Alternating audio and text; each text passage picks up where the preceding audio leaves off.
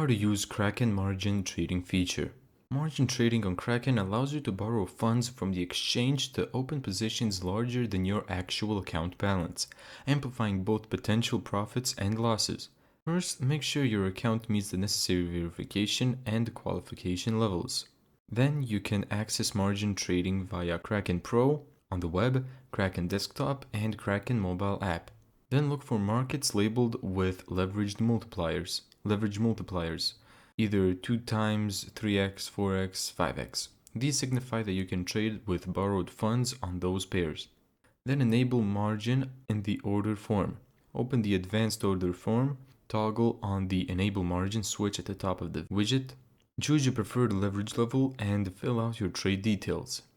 Your margin enabled and parameters set, execute your trade.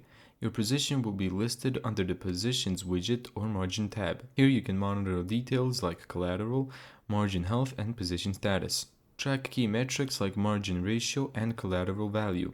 Be proactive. If your margin ratio dips too low, you may face liquidation or margin calls. Thank you so much for watching this video. If you found this tutorial helpful, make sure to give it a thumbs up and subscribe. And as always, see you in the next video.